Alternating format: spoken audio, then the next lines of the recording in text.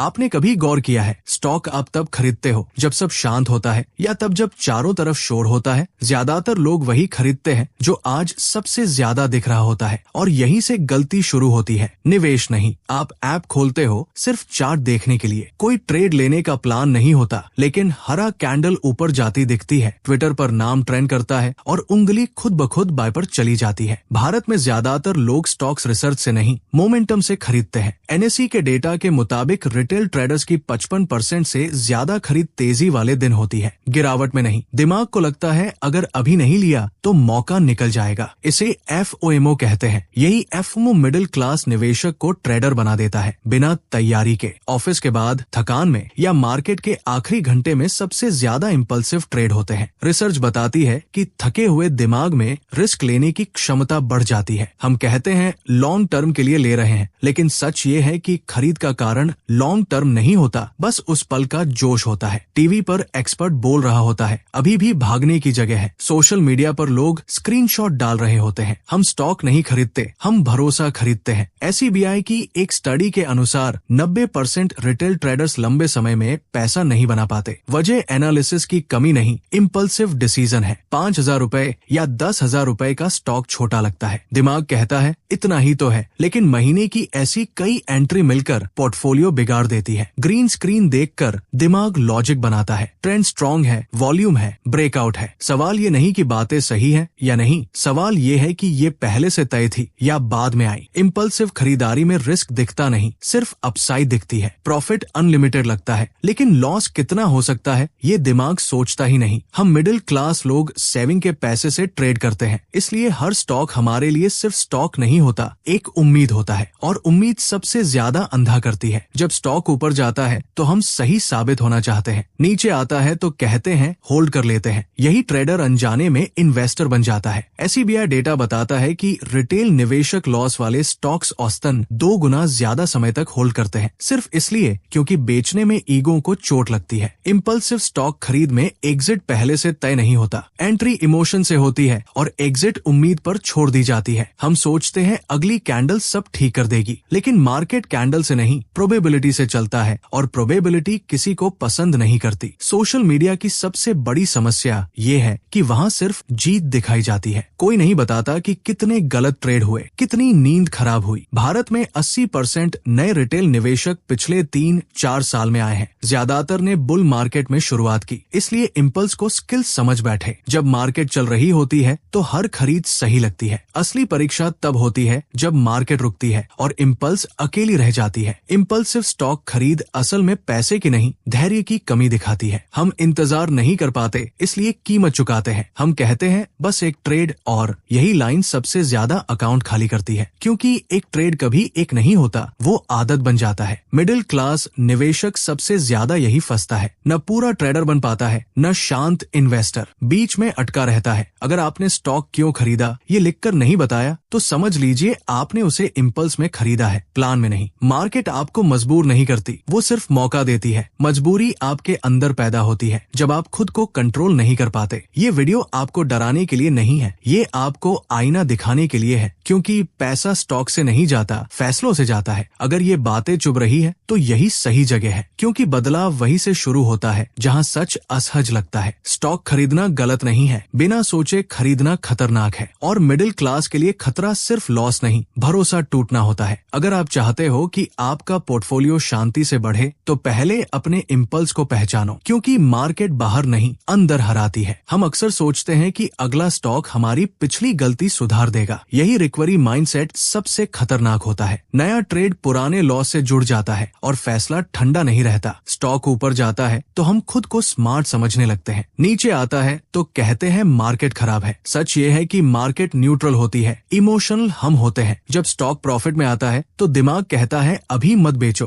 थोड़ा और जाएगा। यही थोड़ा और पोर्टफोलियो का सबसे महंगा शब्द बन जाता है। SEBI डेटा दिखाता है कि रिटेल निवेशक प्रॉफिट जल्दी बुक करते हैं और लॉस देर से, यानी जीत में डर, हार में उम्मीद। ये बैलेंस अकाउंट को नहीं, ईगो को खुश करता है। इम्पल्सिव खरीद में एग्जिट प्लान नहीं होता। हम सोचते हैं सही टाइम पर देख लेंगे, लेकिन लाइव मार्केट में देखने वाला दिमाग फैसला नहीं कर पाता। कैंडल हरी हो तो उम्मीद जागती है, लाल हो तो दलीलें बनती है। यही एनालिसिस खत्म और इमेजिनेशन शुरू होता है। होता है। हम कहते हैं ये लॉन्ग टर्म इन्वेस्टमेंट है, लेकिन अगर कीमत हर 5 मिनट में देख रहे हो तो वो इन्वेस्टमेंट नहीं, एंजाइटी है। मिडिल क्लास निवेशक की सबसे बड़ी कमजोरी है सही साबित होना। बेचने का मतलब होता है मान लेना कि फैसला गलत था, और दिमाग गलत होना पसंद नहीं करता। इसीलिए लोग लॉस वाले स्टॉक सालों पकड़े रहते हैं, क्योंकि कागज पर लॉस दिखता है, बेचने पर दिल पर लगता है। रिसर्च बताती है कि ज्यादातर रिटेल निवेशक अपने टॉप स्टॉक्स बेच देते हैं और खराब स्टॉक्स पकड़े रहते हैं। वजह नंबर नहीं, भावना है। जब कोई स्टॉक सोशल मीडिया पर वायरल होता है तब उसका रिस्क सबसे ज्यादा होता है, लेकिन तब हमें रिस्क नहीं, रिटर्न दिखता है। हम दूसरों के मुनाफे से अपनी एंट्री तय करने लगते हैं, और यही कंपैरिजन सबसे ज्यादा नुकसान करता है।